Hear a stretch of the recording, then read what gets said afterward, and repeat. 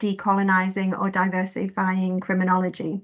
And I'm going to start by being really honest. When I sort of started this research, I was fresh out of a PhD. It feels a long time ago now, being fresh and excited and coming in with all these ideas and things that you want to change. And I had a lot of optimism. And I remember attending the launch of the BSC Learning and Teaching Network back in Leeds in 2019. And we had a lot of discussions there about the growth of criminology. And it felt like a really exciting and also a really important time to reflect on what we were doing within sort of criminology degree programs. We were talking about that real how criminology was growing as it very rapidly at that time, and the kind of proliferation of degree programs that were opening up across the United Kingdom and what that would look like.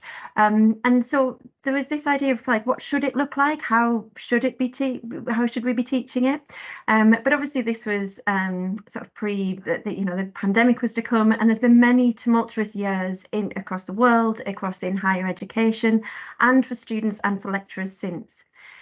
Thinking back to this time last year, we start to then realise that many of the issues that we're going to be talking about today that impact on our criminology curriculum are actually much bigger than our own discipline. And across 2023, I was stood with colleagues across the UCU, the University College Union picket lines, campaigning this call for action in relation to pay, pensions, inequality and working conditions. And we were explicitly calling for university bosses to close the gender and ethnicity pay gaps that are present within UK universities and across higher education establishments.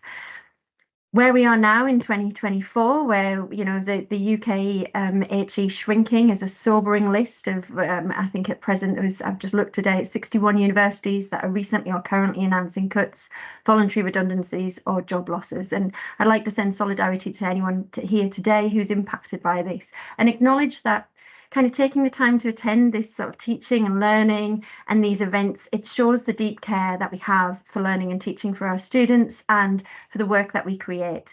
I appreciate how precious our time is. And so over the next 15 minutes or so, I'm going to share with you some of these research findings, these ideas, and hopefully these will be useful for you across your teaching. And hopefully we can recognise, I guess, it's a call for action for us as a community, as a criminology community, to recognise the kind of wider structures that we're working within. And it's a call for action that how can we work together on this project? It's often a project that we do within our own small teams or within our own modules or within our own degree programmes. But actually, as a collective, we should be looking at this from as the British Society of Criminology and within the learning and teaching network that we have, and how can we kind of, utilise best this space. So there'll be a bit of kind of reflection for all of us, hopefully, and some points of discussion as well that we can have. So to start with, I'm going to just, recognise that we're leaping straight into discussions about decolonising here.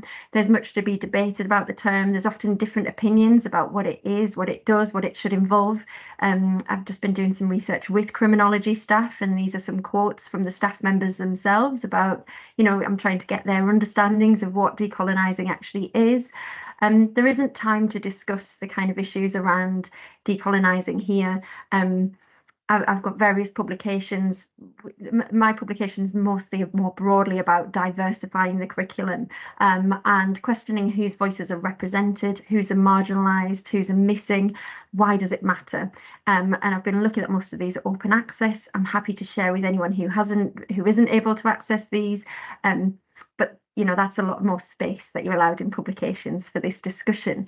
But to situate my research and positionality, here are kind of, should come up, 3 sort of condensed bullet points that indicate the standpoint from which the work that I'm going to present here is based, that are relevant for today's talk. So I'm coming from the position that criminology as a discipline is rooted in colonial mechanisms of oppression and justice, but that this history is often ignored and or forgotten. I'm coming from the position that, building on the work of others here, that so Agazzino and Blag and Anthony there, that criminology presents an imperialist version of crime and justice, and also that there is a masculinity bias within criminology that has limited women's representation, and that even within criminology's broadening gaze, issues of race, racism and colonial history are often forgotten.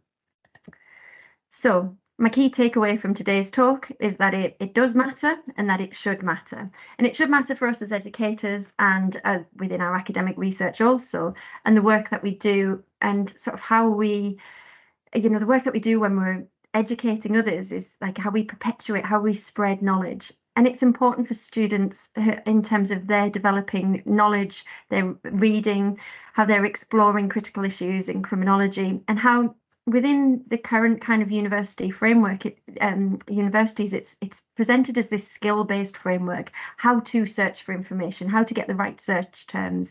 And actually it's important to think about critical information literacy, which we need to recognise that there are social and political structures which influence publication and access to information. So how we seek, how we evaluate, how we use information is a basic human right. And in today's digital world and fast-paced changes, such as the use of AI-generated information, understanding how information and knowledge are formed and the role of unequal power relations based on class, race, gender and sexuality is therefore crucial. If we care about social justice, then we need to consider that our students are the practitioners of the future. And if we care about the future of criminology, we have to recognise that our students might also be the academics of the future as well. So what we're teaching has important implications going forward in practice, both in the real world of criminal justice, but also within criminology as a discipline. So this is a broad overview of the kind of research that I've been doing. A lot of my research focuses on reading lists. That's about getting a kind of empirical understanding of what it is exactly that we're thinking about when we're talking about what our criminology curriculum looks like. And then I've done focus groups and research with students about, well, what do they experience then when they're learning criminology?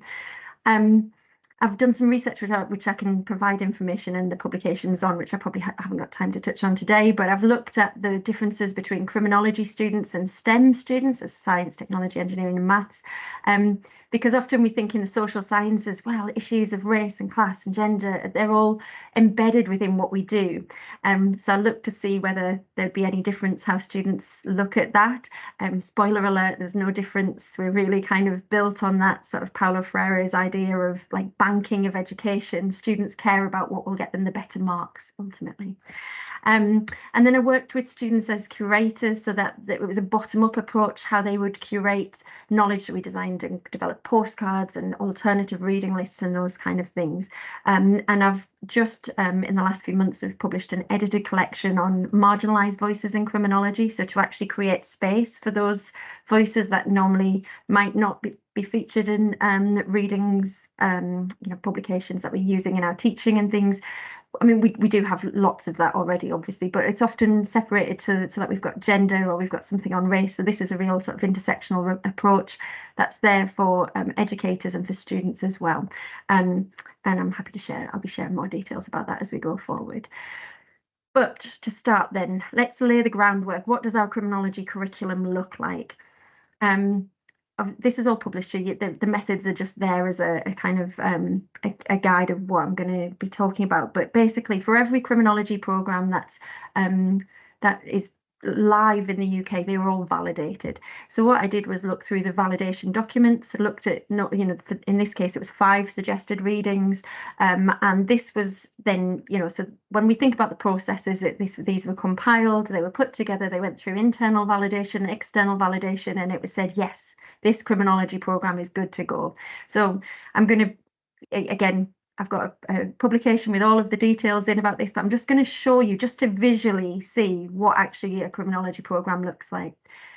Here's some of the core modules for first year. This is every student who's enrolled on this program would be looking at these modules. So we can see here with the icons there that it's predominantly white men, some white women, but there are no black male or black female first author texts that were across any of that validation documents that were put forward, the reading list, suggested readings.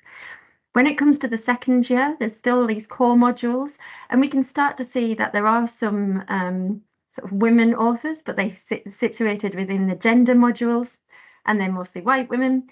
When it comes to any authors of colour, they sit specifically within a module that's about race.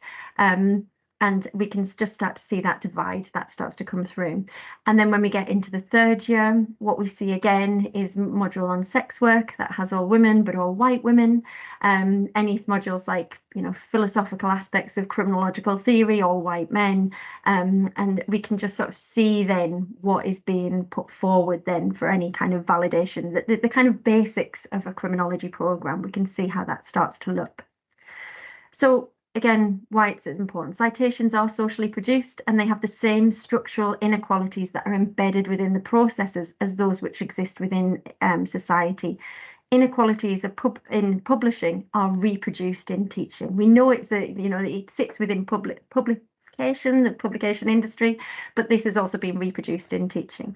So I'm putting this forward then as a question to you all. What would you do if you're part of a team proposing a new criminology programme? If you're updating a current programme, are you looking to see the reading list? Are you looking to see what it looks like?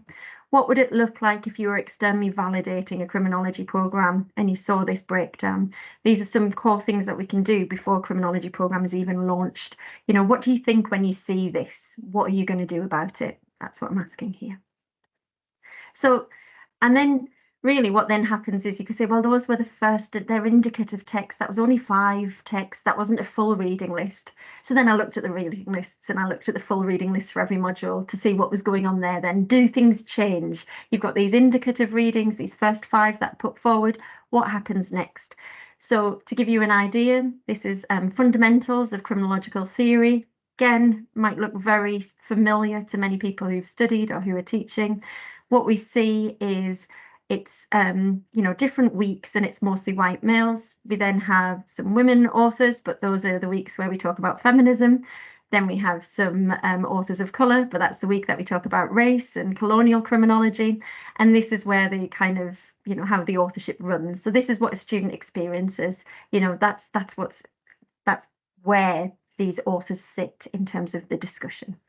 And going forward, there's another one, key concepts. So for anyone studying the key concepts in criminology, this was what your reading list would look like. These are all white and male authors that sit across that module. Okay, so just to give an idea of what we're highlighting to students, authors who are Black, minority, ethnic, or women are excluded altogether. Their work does not relate to key concepts.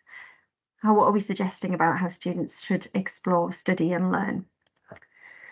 So we know criminological ideas by people of colour, women, and intersections of these are less likely to be published and cited and meaningfully included in curriculum material. So again, what do we think when we see this reading list breakdown?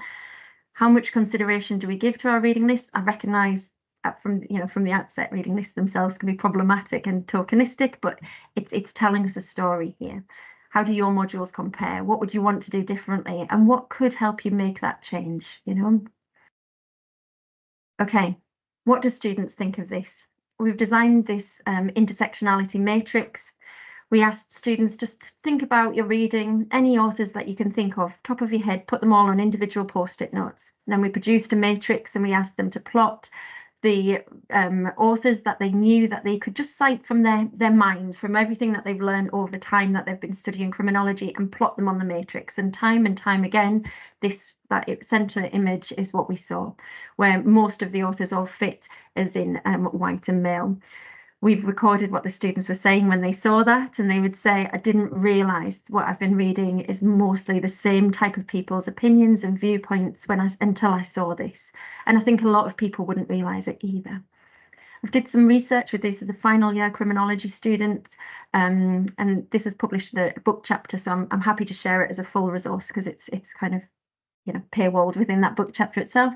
But I think Geordie is a final year criminology student. I think her words are really important. This is what a student is saying to us. She says, what I would like to be done is that criminology truly starts to represent the views of marginalised groups like I once thought it would. My worldview was not significantly opened by criminology. Instead, I began to learn from wider perspectives outside of the curriculum.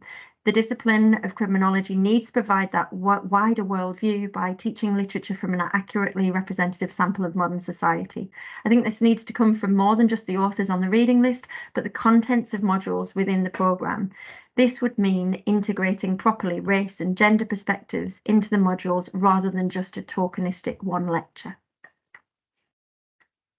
So again, we can reflect on, this is what students are saying to us. And then finally, just to kind of finish off this body of work that I've been working on over this time, I then thought, well, what is it with staff? What are staff's thoughts on this? And people who are teaching criminology, what are the barriers? What are the opportunities? What do people understand when it comes to decolonising work? So I'm just fighting this up at the moment. Some really interesting findings. I think we have to acknowledge about staff working conditions at the moment, and the really high workloads, and that anything to do with transforming course content is not within the scope of any preparation time that staff are given. So the work that is being done is done in people's own time, and it, and often with very little thanks, I guess, from the wider kind of university structure, and also to do a lot of work where they might not be teaching that module the next year because the workloads and the working conditions are so precarious. Okay.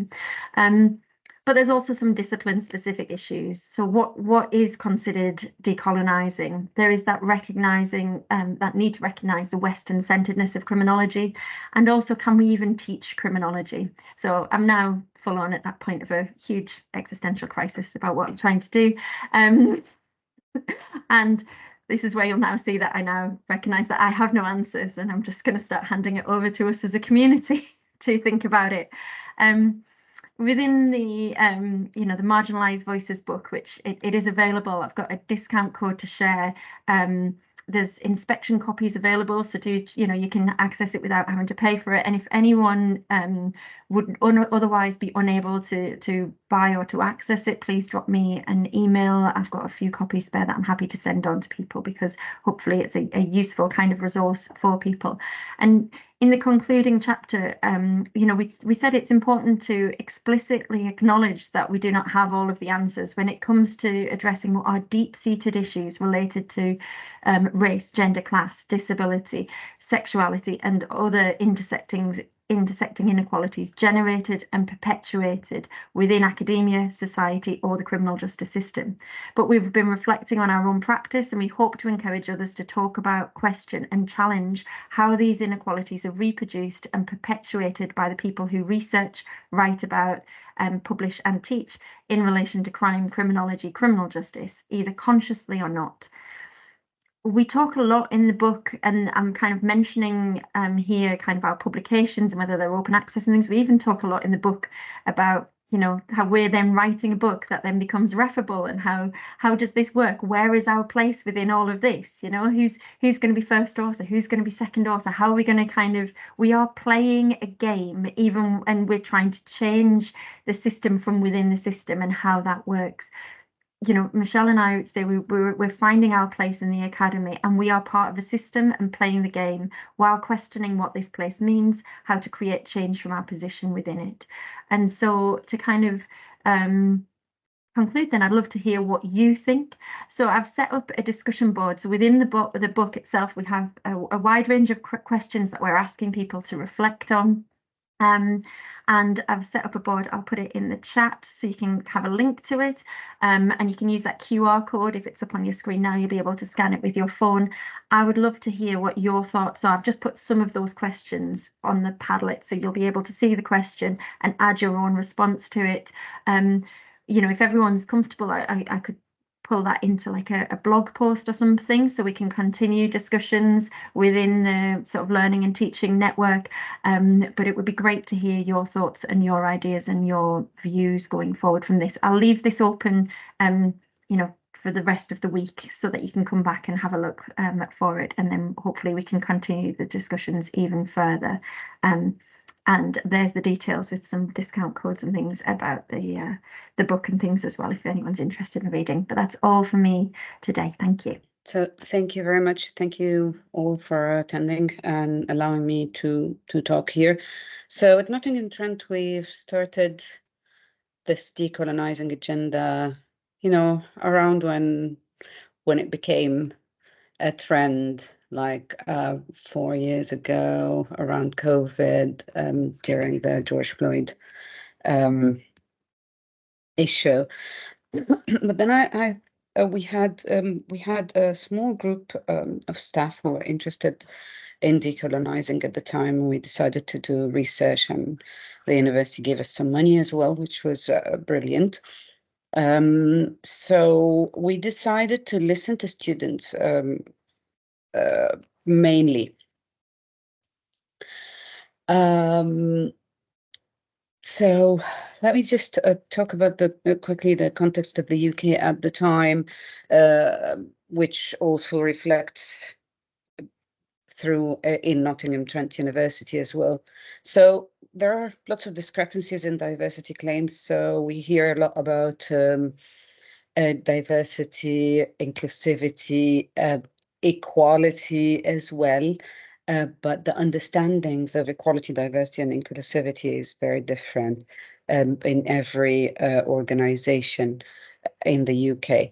There are lots of institutional barriers to decolonizing, and it's not only money. So money is a barrier, but the lack of knowledge and the ignorance of many members of staff of what's out there. And here I'm talking about white members of staff and minoritized members of staff as well.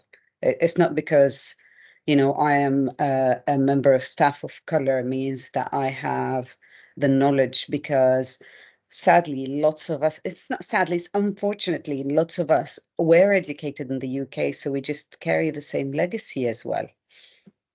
There's lots of resistance, and it's not just from high up, it's from bottom up as well, so not just top down resistance, and the types of resistance are a lot. So this is what prompted us to conduct this research.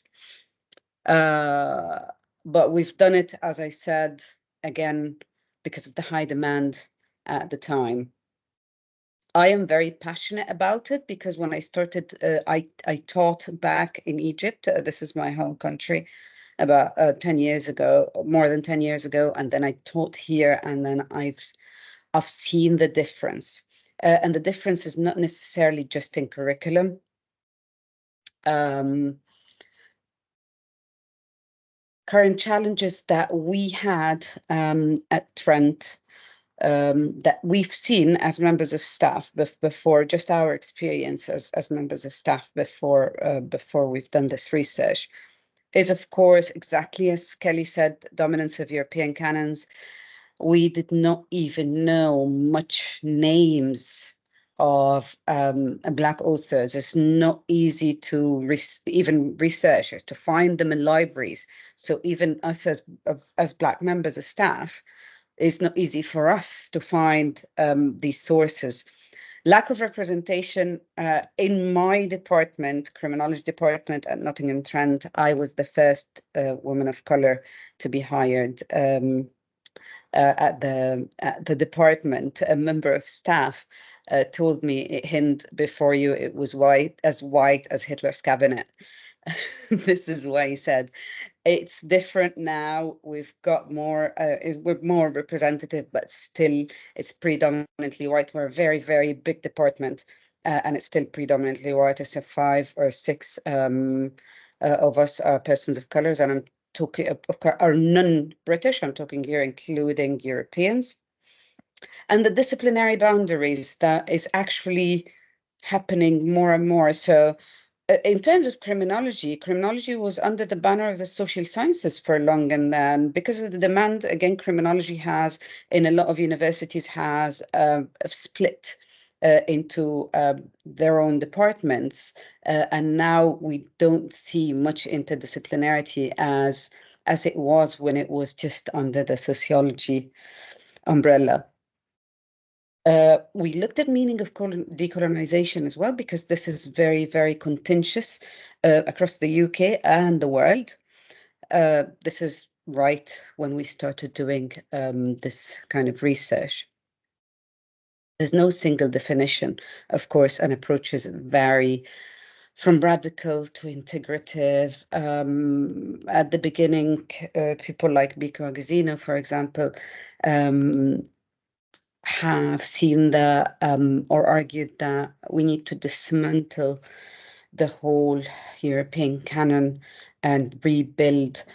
Others now are coming and saying well, maybe we should integrate knowledge, because even in Africa, for example, there's still the curriculums are pretty much based on Western theories. So it is hard to just, in my opinion, it's hard to dismantle, but it actually might not be useful, because it's not the idea of replacing the white curriculum with a black curriculum. The idea of maybe thinking of what we mean by multiculturalism, not putting people of color in boxes, in ghettos, rather merging these capital cultures to each other.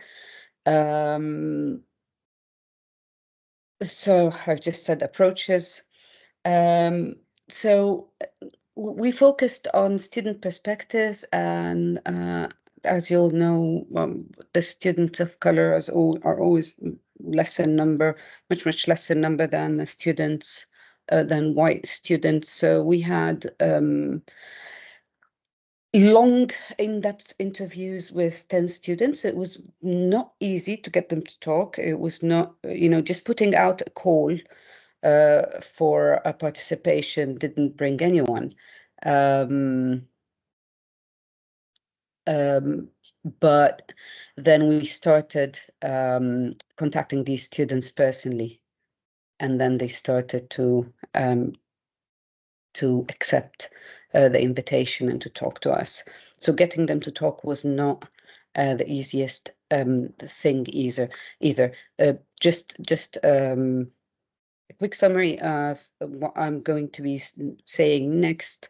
I'm going to be talking about marginalization, alienation within the curriculum, feelings of isolation in and out of the classroom, and lack of sense of belonging to the university. And for me and for other scholars, the curriculum incorporates all that, the classroom and the university, because without that, we will not see this so-called attainment gap closed.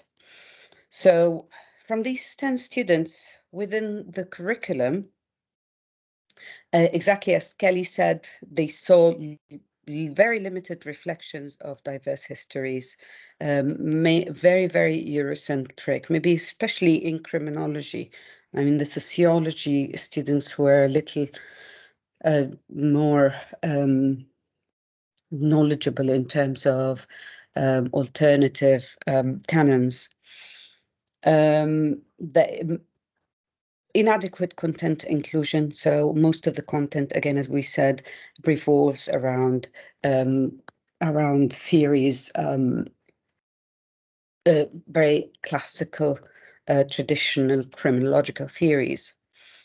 Intersectional identities. I mean, in the past 4 years, we started to include intersectionality. Before that, students didn't really get it.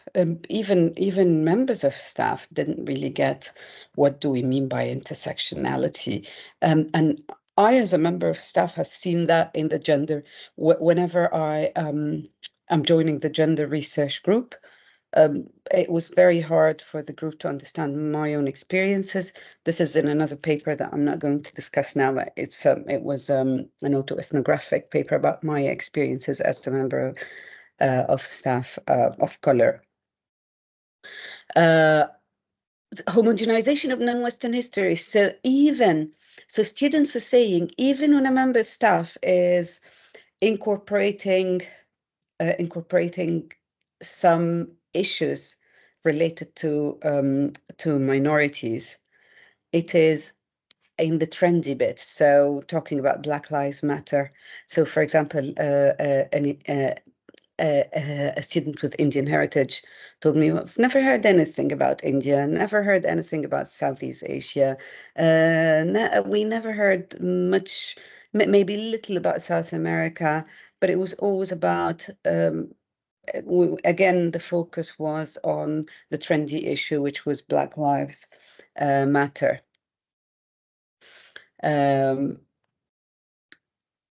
Students talked about white savior complex and white guilt, but they didn't talk about it in with these terms. they talked about it, saying that we can see the awkwardness of a white member of staff coming in and talking about Black Lives Matter. They feel that they shouldn't talk about it. They feel they feel that they are not the right persons to talk about it. So the students were telling me, and the ones I interviewed, they were telling me, well, if the members of staff are ready to incorporate, you know, a decolonizing agenda, they have to come.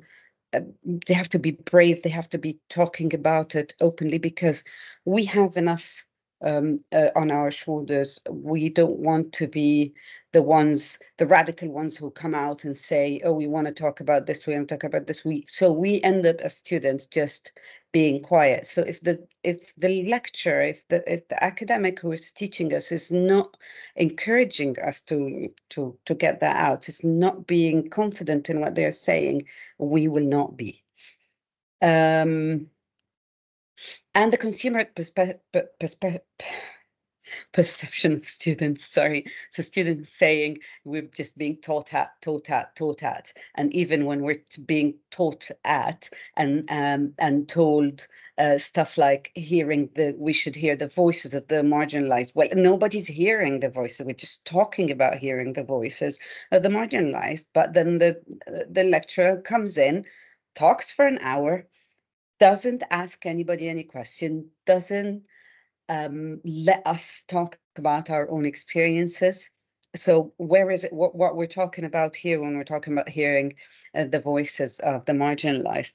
A quick quote here, a student saying, I feel like sometimes, you know, lecturers do talk about things like recent racist slurs, for example, but they're very specific with how they come across, and it feels very scripted, very forced at times. I think they themselves are not comfortable talking about it. From my perspective, I want to engage more with such topics, but if our lecturers expect us to engage, they should learn to feel more comfortable with the topics. This was a second year female student, Black African. So this was my first theme in this paper. My second theme revolves around the classroom itself. And I think in terms of the classroom, there are very easy solutions to avoid some of what the students said, but we still don't do it. So, but let me first talk about what students said. So they face challenges with representing their own identities or being represented within the classroom, for example, and feelings of alienation. And these two are very much related to each other, because, for example, if there is one student, this is some of what the students told me, if there's one student of color from a particular ethnicity, Black African, for example, you look at the classroom, I think all of you know that. You go into the classroom, look around, find the Black students sitting on their own. And this is an easy solution. You know, student officers can do it, you know, just do a quick revision on, you know, the students in every class and try to put more Blacks. It encourages them to talk. They don't want to feel alone talking about that. They want to feel their voice echoed. So if we want to encourage them to talk about their experiences and to be involved in the class discussions, they need to see someone who looks like them, who thinks like them. And that's not just Black students. I'm talking about Asian students, for example. I see in my classes, I started to look in my classes after this research and see that Asian students will be sitting on their own as well, especially because of the language barrier as well. And I think this is an easy solution. Some students told me they decided to just not come all together. And that was even more awkward in the Teams meeting, in the online teaching. They just felt it's awkward. They turned off their cameras, their microphones. They don't want to talk. They don't want to be involved in the discussions. Internalized racism was a big thing. I heard lots of students, even though we only interviewed 10 students, lots of them said that they think the problem is in them, which it's very sad to hear that we reached that point where students think that they are the problem. And then again, students' perspective on diversity really included intersectionality here. So for example, a student from Asian background saying, well, I don't hear anything about gendered crimes in Asia. So if it's included, it will be male crimes. Again, not female crimes. We don't hear anything about trans people. We don't hear anything about bisexuals, for example. So this is something we need to put into consideration as well. Another comment here says, another quote, sometimes I feel like they don't listen to my ideas. I feel scared to say my opinion about something. I just say it to myself, but I can't discuss a topic with a tutor or other students. I have experience with a group from last year and this year. They don't take me seriously. They ignore me when I try and present any idea, especially in a group. And finally, the last theme within this research was the university. So there were lots of challenges with student societies, and again, in terms of intersectionality. So for example, this Indian students telling me I was not Hindu enough for them. I was not Indian enough because I was lesbian, but also I was born here. So the student ended up not being involved in societies again, because the same problem within Black societies is even more obvious because of the physical look or specific color of the person. So the darker you are, you're more regarded as, proper Black. And this very much is related to intersectional challenges. But the last thing, I think I just forgot to put that last point, which is sense of belonging to the university. And again, I'm talking about this specific universities, but I know that there are many similarities, many commonalities around the UK, saying, we look around now, we find lots of banners that's got Black students, Black members of staff, or, international or any members of color. But then we don't see this, we don't have this sense of belonging, because it's only these banners. We don't find enough events. I mean, it's getting better now, I think, but we need to check that with students again. But they say there's not enough events. Nobody knows much about our culture. And I mean in subtle things, our taste in music, our events, traditional events, and so on and so forth. So after doing this research, of course, there's a lot of research that needs to be done, but in this research, we're focusing around, the focus was around students. As I said, I think students can really pretty much lead the way. But us as staff, we have a big part to do, and I think regardless of whether the top management is helping us or not, we can do a lot even with what we have. I'm always optimistic, try to do a lot with what we have. I come from Egypt, we don't have much, no proper education system, nothing. So we're really used to working with little. So when I say here, some people tell me, oh, this is very apologetic. No, for me, I'd rather see little change. We do what we can do for now, and then go to top management and say, look, it works. Okay, this is what we want. And then by time, we can become a strong collective where top managements start to to hear us out. So working with and for minoritized ethnic students.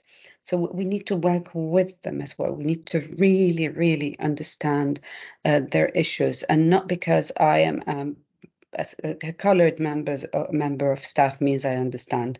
No, I don't understand them. I don't understand the experiences of South Americans, the experiences of South Africans, and so on. So we really need to know that no matter what we do, we are ignorant, and we need to get more knowledge, even outside of the curriculum, even outside of criminology, just understanding different cultures, just being open to that. And based again on this research, decolonizing should be everyone's responsibility. These committees that are full of all the marginalized members of staff and students, just overloading them with a huge workload where they already have a huge workload. All this voluntary, when they are paid less, generally speaking, according to numbers, colored members of staff and women, of course, are paid less. And then we give them the responsibility of, quote unquote, decolonizing the curriculum. So we should do it. It should be a responsibility for all of us. And I know I'm 20 minutes, I think. So, but let me just say that quickly. Inclusive curriculum design. This is something Kelly have said. Importance of collaboration, acknowledging students as knowledge makers, not just knowledge takers. And then, as I said, decolonizing should be everyone's responsibility. Discussions on decolonizing should involve everyone. It should be light. It doesn't have to be always, heavy, and let's do it once a year and tick the box. Collective approach is needed to redesign the curriculum. This collective approach needs to have staff and students working together and addressing discomfort and opposition to change. This is really, really important. We're all uncomfortable. The people of color are uncomfortable because they don't want to look like, the minority radicals. Women of colors are uncomfortable because they don't want to look like the black angry woman. And white people, they don't want to look as apologetic as well. So, and they have to get rid of their white guilt and so on. So it's a problem of all of us are uncomfortable. So we need to try to work with this discomfort. And I'll leave it here and leave this slide for a minute until the next slide comes. You can just read that on your own time. And I hope I didn't take more than my time. I didn't time myself. Thanks a million. So we're going to talk about the decolonializing of the criminological curriculum. And so we think about why we're going to decolonialize the criminological curriculum. And then I think to myself, what a question, what kind of question is this? Because I've been doing it for years. So the feedback from the MEQs, okay, next slide. The feedback from the MEQs that I've had, that all the management love you to have, is that many materials were given from a breadth of location and experiences. And one of the first modules that didn't feel almost entirely Anglophone centric, which was massively appreciated. So the way I feel is that students are crying out for information. They're crying out for information from the global south and other countries. So when you think about apartheid, South Africa and apartheid, who do you think of? What do you think of? The first thing that probably comes to mind is Nelson Mandela. And when I asked the students this question, many of them didn't even know who he was. So hardly anybody had heard about him. So the next slide. So South African history and criminology privileges, in particular, white male voices. But now since 1913, the women had been protesting against apartheid and carrying of the passes, these pass laws that people have to carry to identify who they were and where they came from. For about 600 people, women handed in their passes to the mayor of Bloemfontein, and they refused to carry these passes, but even though they were given sentences of imprisonment and hard labor. Now, the nationalist leaders didn't even acknowledge women's oppression nor their political mobilization under colonialism or patriarchy. So during apartheid, African women were seen as being bad and had to be kept away a lot, from white men specifically and white women. And there was an overwhelming feeling of how violence on the streets was being played out on the bodies of children and women, both of whom were brutalized by the security forces and the police. And the bodies of women were subjected to more intimate violence, such as solitary confinement, beatings, rape, and torture. They were treated in the most inhumane manner, and so when they put, when the apartheid activists were put into prison, the women were made to experience things like, rats in their prison cells, and all sorts of things being done to their bodies and private sort of areas of their bodies. Next slide, please. Thank you. So the South African apartheid regime was definitely characterized by violence, political upheaval, brutal oppression, and the violation of human rights. The neglect of gender issues, women and girls' victimization, and the need to remedy the invisibility that is accorded to women in the recording of the Her Story of South Africa. This is a serious consequence of patriarchal structures within South Africa during apartheid and the colonial era.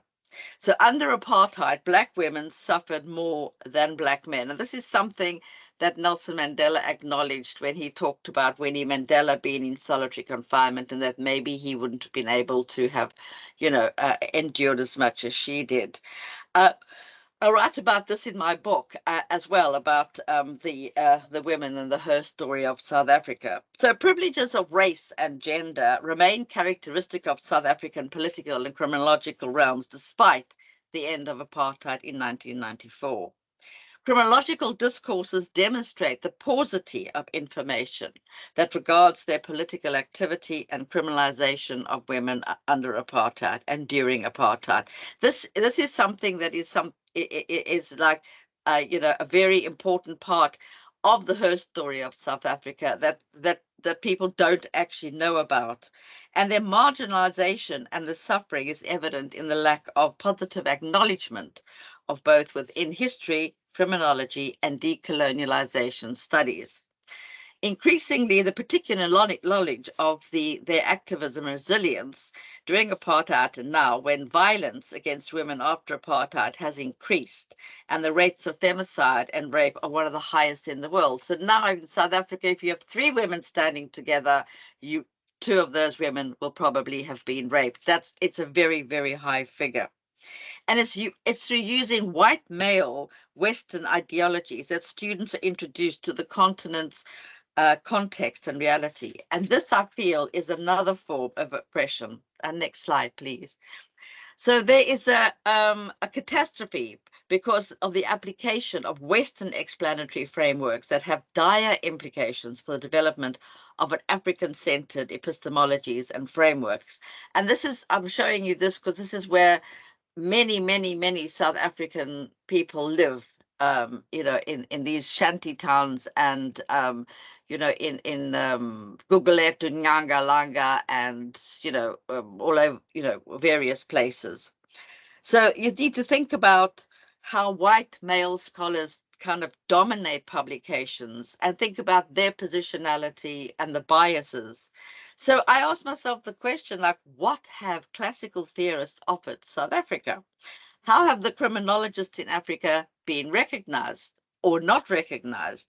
And how have women criminologists been seen? How are they seen? How are they acknowledged? So Western students, I feel, by not having access to this knowledge, are missing out on the tapestry of multi-layered criminological journeys. So firstly, we think about non-violence, and this is a most important lesson that Indigenous African criminology has kind of taught Western criminologists. Think about the Truth and Reconciliation Committee, the TRC, and even there, Gina Mhlophe had to remind Archbishop Tutu that women had fought against apartheid and that their stories needed to be told. Otherwise, their stories wouldn't even have been told. Okay, so that we needed to acknowledge them. And think about the Graka courts in Rwanda, where, women who had been raped then kind of had to meet their rapists. And Amy Beale, who was killed in Guguletu, that family, her mother and father, meeting her murderers and seeing their murderers not only as murderers, but as individuals who needed a second chance, and who met up with them and worked with them to kind of look at how they could fix the issues. And a year after Easy and Ntobeko were released from prison, they said they'd like to meet them, and they, helped them run this youth club in Guguletu township where Amy had been killed, and wanted to show their work. So think about that kind of experience. It's massive, absolutely massive. And the parents said when we met them, we talked about their lives and our lives, but we didn't talk about the past because we were looking to the future. Now, another area that would be interesting for criminology students to think about would be the police in South Africa and what they face. So murder is the unlawful intentional killing of the human being.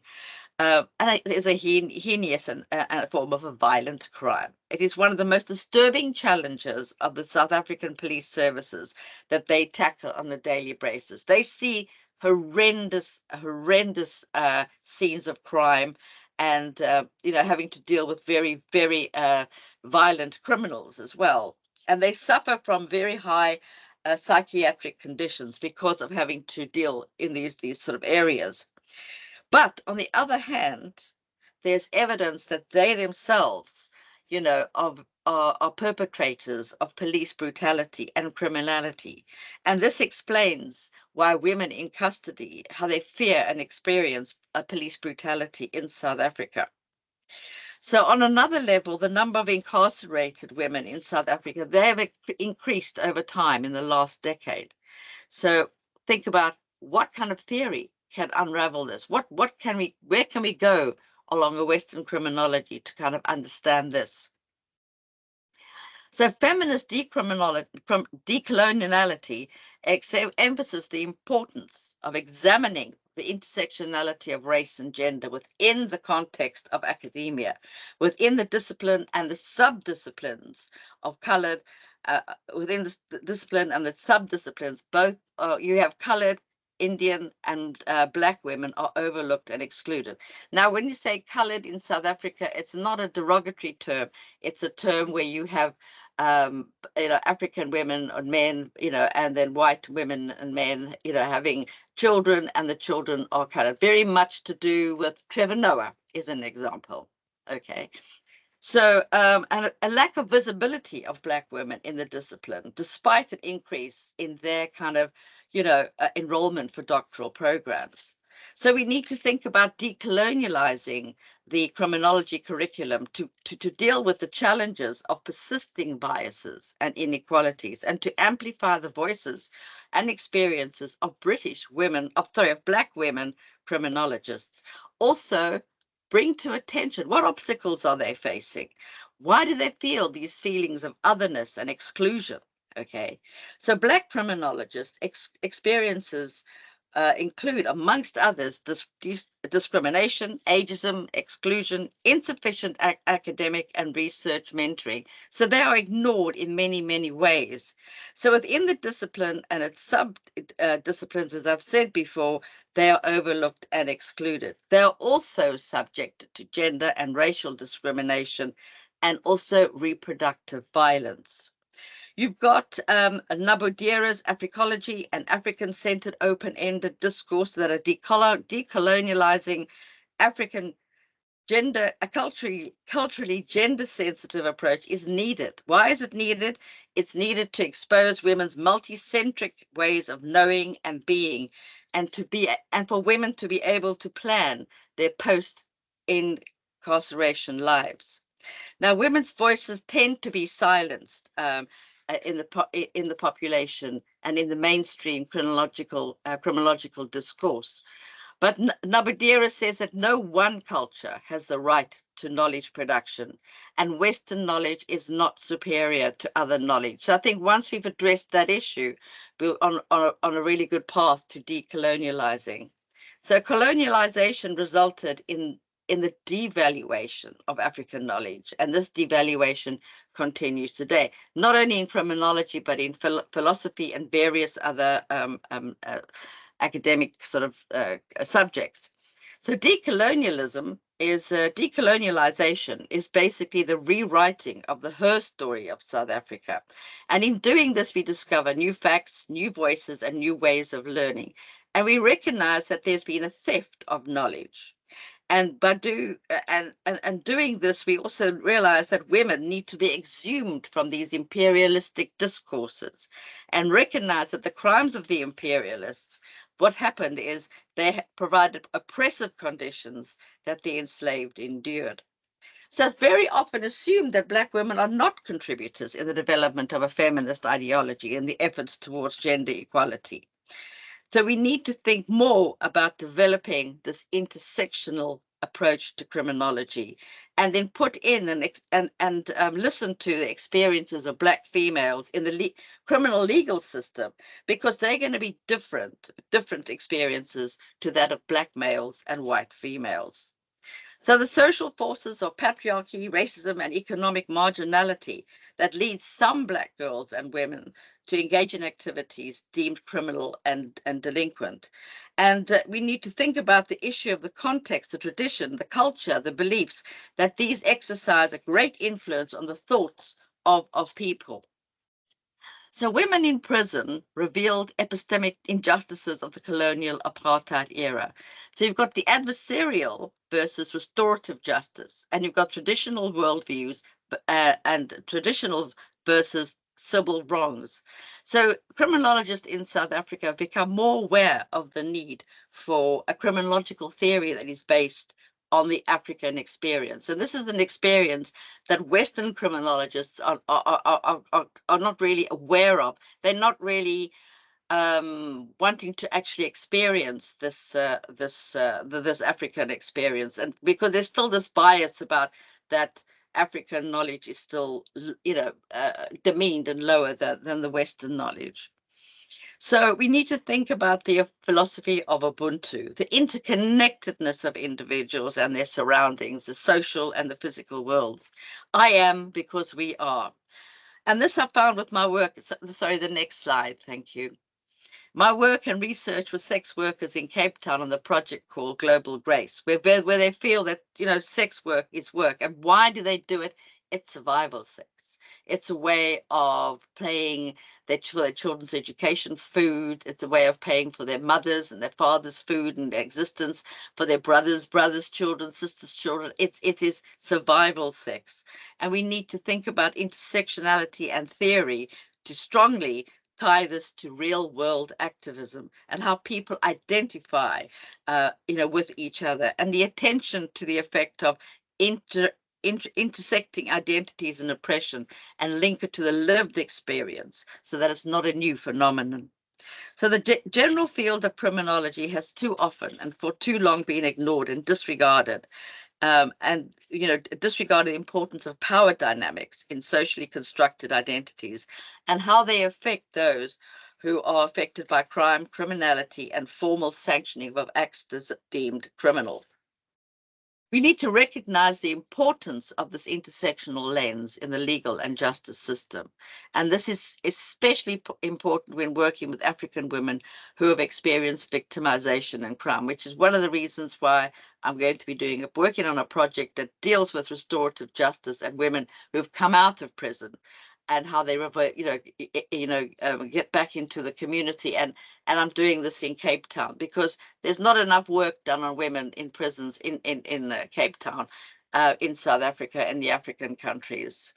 So we need to decolonializing the criminological curriculum will enable a deeper insight into the lives of people and the diverse ethnic groups. It'll move away from a singular white male view of criminality. We need to be brave to embrace the more challenging view of criminality. So we need to think about this man who writes in prison from Pollsmoor, one of the prisons in South Africa. He talks about his friend called Timo. Timo learned to shoot. His boss taught him how to shoot, and then he was told to go and shoot a particular person, which he did. And then when he was sentenced to 21 years, he cried like hell.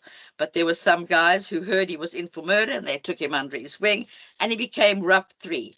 And why? Because this RUP 3, they were all murderers together, and they called each other Mazala, which means killer. And he was in the 27 gangs in prison, which is very interesting for students, I think, to realize. So we need to think, I mean, I've just made that really short, but as Lord said, where the words of women are crying to be heard, we must each of us recognize our responsibility to seek those words out and to read them and share them and examine them in their pertinence to our lives. So the next slide is, sorry, that's Polesmore. Okay, sorry, the next slide. Bell Hooks says amazingly that the classroom is the most radical space of possibility.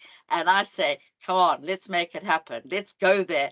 Let's decolonialize our classrooms. Let's tell the students the stories. And I think that's why what my students like are the stories, and I'm privileged because I can tell them many stories about South Africa, about the ANC, working with the ANC, working in the townships, working in Soweto, making films, and being involved in various issues. And yeah, I think we just need to go for it because it's very, very important.